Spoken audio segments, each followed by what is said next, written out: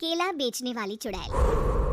एक बार की बात है, जादूपुर नाम के गांव में करतब दिखाती एक औरत एक रेड्डी के लिए गांव में आती है। आइए आइए मेहरबान कदरदान, खाइए रोहड़ा के ताजे ताजे केले, कभी खाए नहीं होंगे ऐसे केले, पीले पीले केले खाइए। ये कहकर रोहड़ा हाथों में 4 केले लिए उन्हें सर्कल में जोर जोर से हवा में उछालती हुई करतब दिखाती है, जिसे देखकर आसपास के सारे बच्चे अपने अपने मम्मी पापा से उस औरत के पास जाने की जिद करने लग जाते हैं। पापा ऐसा तो सर्कस में बॉल से होता है ना, ये आंटी तो केले से कर रही है, चलिए ना पापा देखते हैं। रोहड़ा एक पतली सी तार पर चलती हुई केलों से करतब दिखाती है। आते जाते सभी लोग बाहर रुककर उसके करतब देखते हैं और वाह वाही करते नहीं थकते। जैसे ही एक आदमी पास आकर उसे पैसे देने लग जाता है, तब वो कहती है, अरे नहीं नहीं साहब, मैं करतब तो बच्चों के मन को बहलाने के लिए करती हूँ, धंधा तो मेरा केले का है। पीछे देखो मेरी रिड्डी, जो भी मेरे केले खाएगा मेरी तरह चुस्त दुरुस्त और तंदुरुस्त हो जाएगा। पता चलता है क्या कि मेरी उम्र 55 की है। अरे पर ऐसे ठंड के मौसम में कोई केला क्यों खाएगा? ये ऐसे वैसे केले नहीं है साहब, ये शरीर में गर्मी देते हैं, ठंड को दूर भगाए, जो भी रोहिणा के केले खाए। पापा अगर मुझे केले नहीं मिले तो मैं घर नहीं जाऊंगी। तभी उसके पापा कहते हैं कि बेटा केले ठंड में कभी गर्मी नहीं देते, ये सब कहने की बातें हैं, सामान बेचने का तरीका है इनका। पर पिंकी नहीं मानती।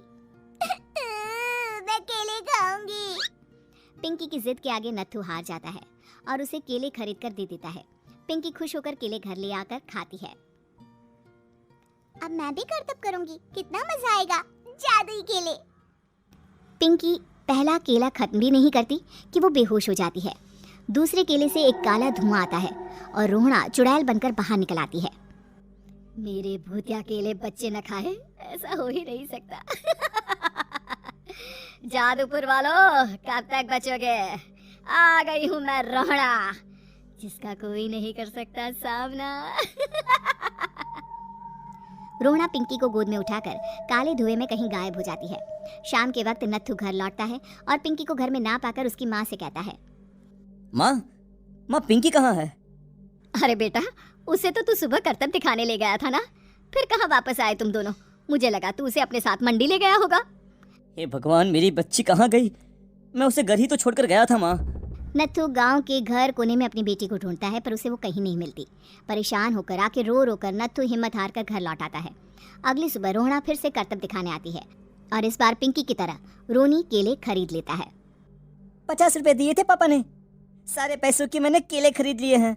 अब मैं भी आंटी की तरह ही करतबबाज बन जाऊंगा। यही सोचते हुए रोनी केले खाता है और पहला अकेला केला आधा खत्म भी नहीं करता कि चुड़ैल उसके सामने आ जाती है। मेरे साथ चलने का समय आ गया है रोनी। ये तो बस शुरुआत है, अब इस गांव के सारे बच्चे धीरे धीरे मेरे कब्जे में होंगे, एक बच्चा भी नहीं बचेगा। ये कहकर रोनी को गोद में लेकर काले धुएं में अदृश्य हो जाती है। इसके बाद हर रोज गांव में से कोई ना कोई बच्चा गायब होता, पर ऐसा क्यों हो रहा है किसी को भी समझ में नहीं आ पा रहा था। रोज की तरह अपनी बेटी पिंकी की तलाश में नत्थू गांव के एक तालाब के पास बैठा रो रहा था। कहाँ गई मेरी पिंकी? शकुंतला के जाने के बाद एक वही तो मेरा सहारा थी। अरे उसकी आत्मा कोस रही होगी मुझे कि मैं अपनी बच्ची को संभाल भी नहीं पाया। नत्थू ये कहता हुआ रो ही रहा था कि तभी तालाब में से उसे शकुंतला की आवाज सुनाई देती है। कहाँ थी तुम शकुंतला? हमारी बच्ची और सारे गायब हुए बच्चे रोहड़ा के कब्जे में हैं। वो बच्चों को जो केले देती है उससे बच्चे बेहोश हो जाते हैं और उसके कब्जे में आ जाते हैं और वो उन्हें ले जाकर काली दुनिया में ले जाती है। पर वो ऐसा क्यों कर रही है? ये मैं नहीं जानती, पर उस दुनिया का रास्ता मैं आपको बता सकती हूँ। जहाँ ये नदी खत्म होती है वहाँ एक केले का पेड़ है, उसके नीचे एक दरवाजा है, वहीं से रास्ता जाता है उस दुनिया का। ये कहकर शकुंतला की आत्मा गायब हो जाती है। गांव के सभी लोग झुंड बनाकर उसी रास्ते से काली दुनिया में चले जाते हैं और वहां देखते हैं कि सारे बच्चे वहां काम कर रहे थे। पापा मुझे ले चलो यहाँ से, पापा पापा। सभी बच्चे अपने मम्मी पापा से लिपट जाते हैं। तो तुम लोग यहाँ तक आ गए? क्यों हमारे बच्चों को पकड़ लिया तूने?